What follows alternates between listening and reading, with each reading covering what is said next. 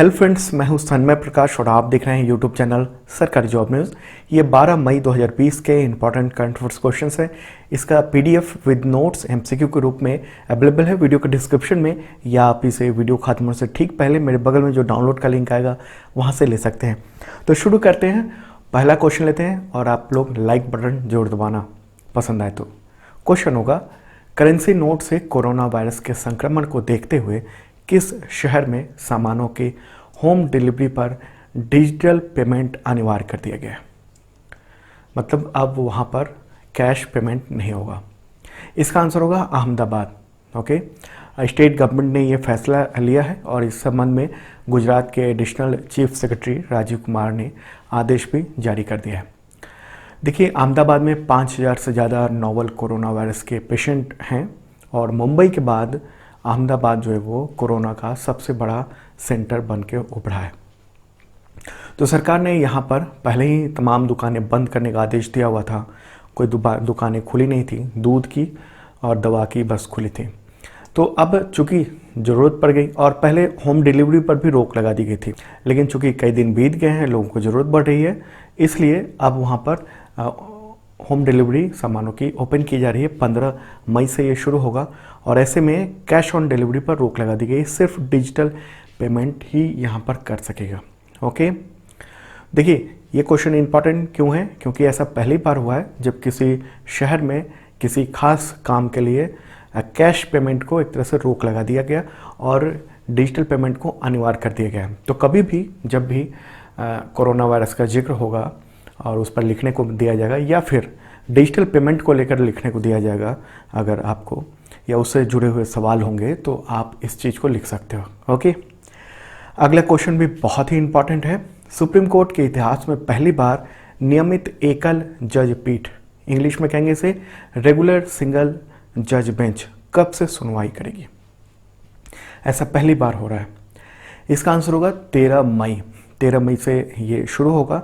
देखिए, pending case को तुरंत निपटाने के लिए सुप्रीम कोर्ट ने ये फैसला किया है कि सिंगल जज बेंच, एक रेगुलर बेंच होगा, वो सुनवाई करेगी।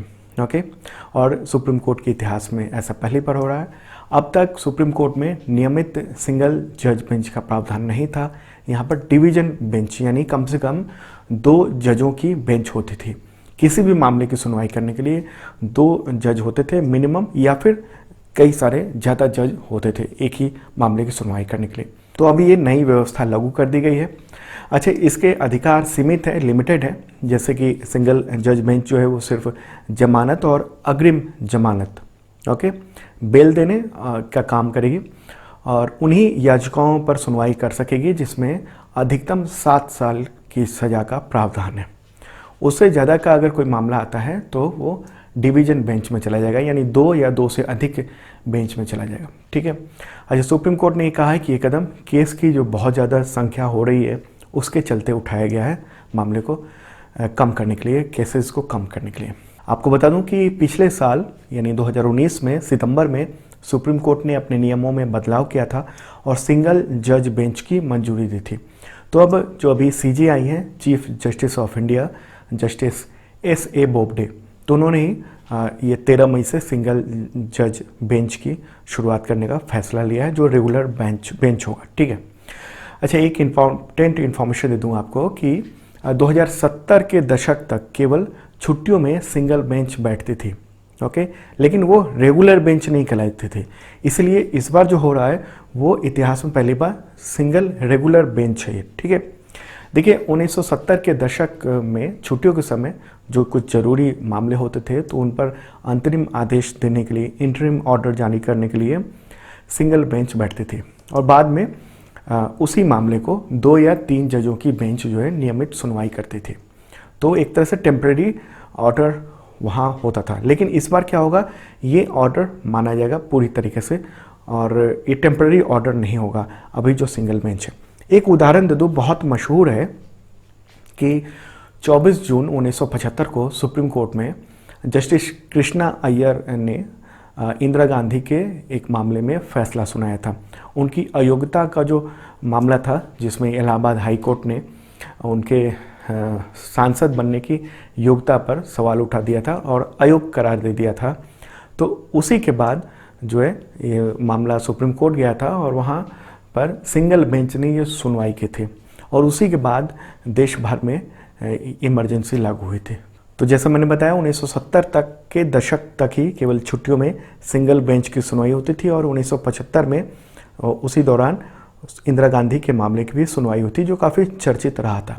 लेकिन अब सुप्रीम कोर्ट ने सिंगल जज की नियमित बेंच का गठन इतिहास में पहली बार किया है।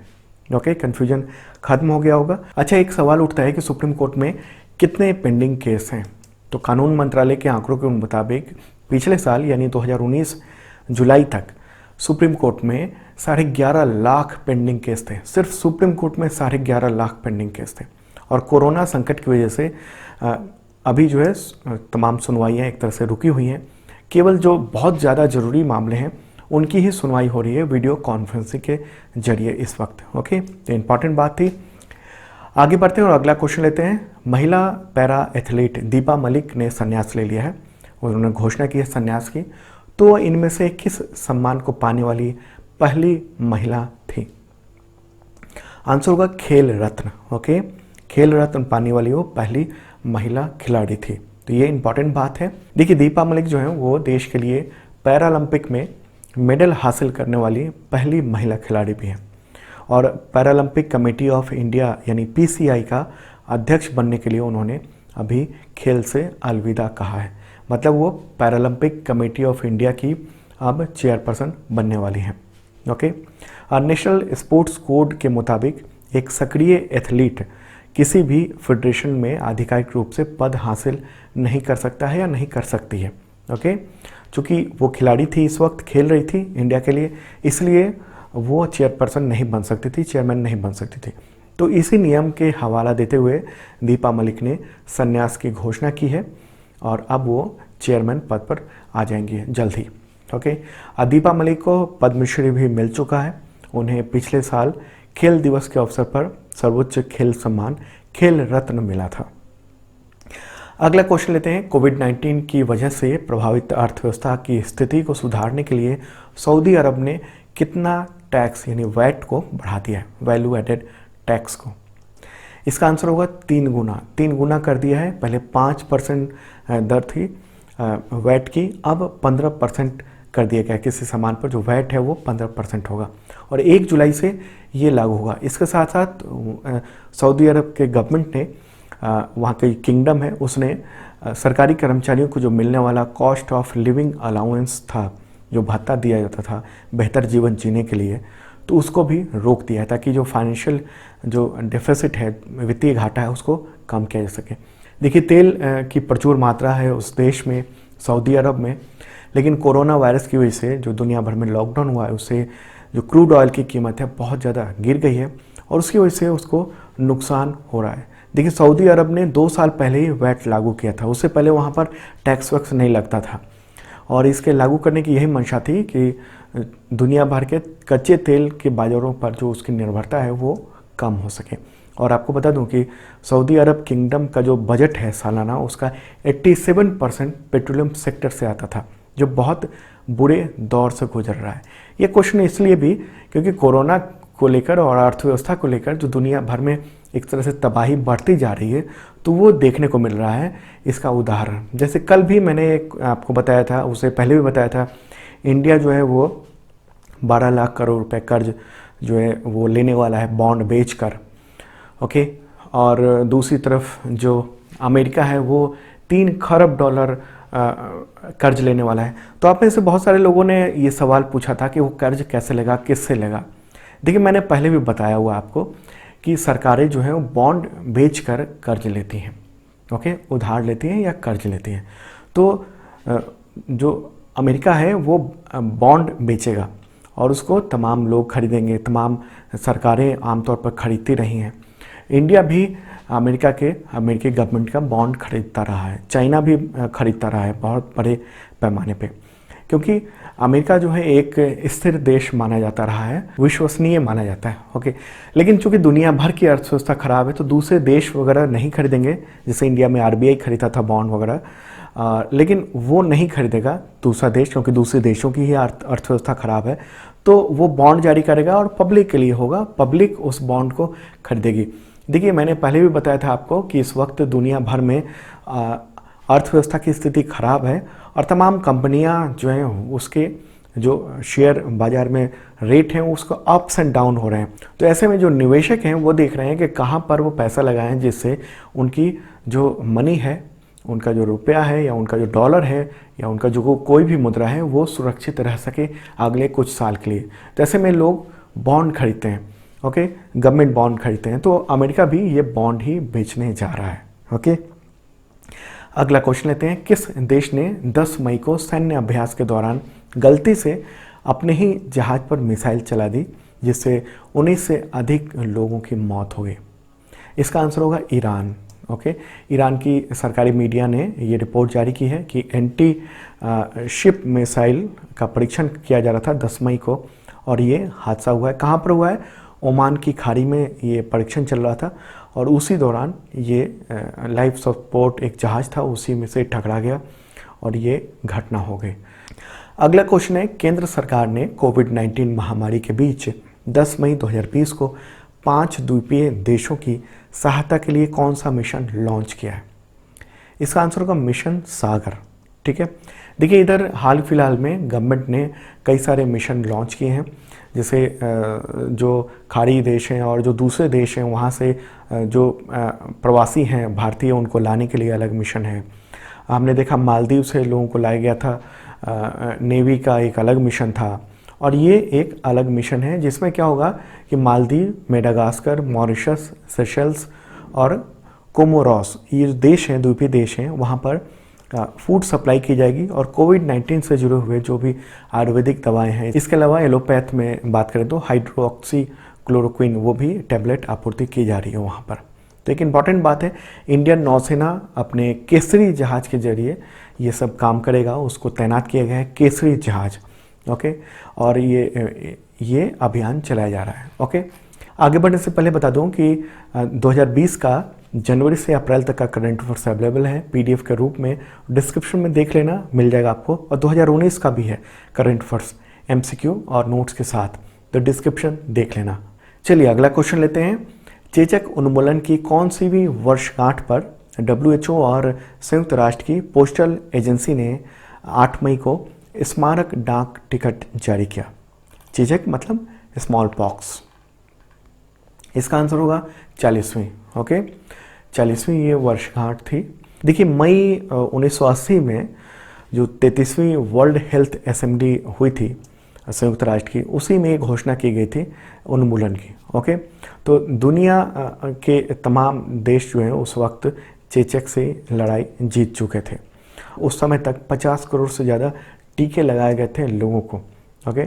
और ये सब अभियान शुरू हुआ था, ये जो चेचक का अभियान था, चेचक उन्मूलन का, वो 1967 में ये एक तरह से शुरू हुआ था। अगला क्वेश्चन लेते हैं, अंतर्राष्ट्रीय हॉकी महासंघ यानी FIH के प्रमुख के रूप में, हेड के रूप में नरिंदर बत्रा का कार्यकाल कितने समय के लिए बढ़ा दिया गया है? आंसर होगा मई 2021 तक के लिए बढ़ा दिया गया है, ठीक है। 2016 में उनको FIH का अध्यक्ष चुना गया था और ये कार्यकाल इसलिए बढ़ा गया है क्योंकि जो एनुअल कांग्रेस होती है वो कोविड-19 की वजह से स्थगित हो गई, तो इसलिए कोई चुनाव हो नहीं पा रहा था। तो ऐसे में एक ऑनलाइन मीटिंग हुई कार्यकारी बोर्ड की, एग्जीक्यूटिव बोर्ड की, FIH की, और उसी में 8 मई को ये फैसला हुआ। अगला क्वेश्चन लेते हैं, राष्ट्रीय तकनीकी दिवस कब मनाया जाता है? National technology day. ये दिवस जो है पूरे भारत में 11 मई 1998 को जो पोखरण में हुआ था मिसाइल परीक्षण, उसकी वर्षगांठ पर ये मनाया जाता है और इस परीक्षण को पोखरण 2 के नाम से जाना जाता है। और इससे पहले भी परमाणु परीक्षण वहाँ पर हुए थे 1974 में, उस समय उसका नाम स्माइलिंग बुद्धा था।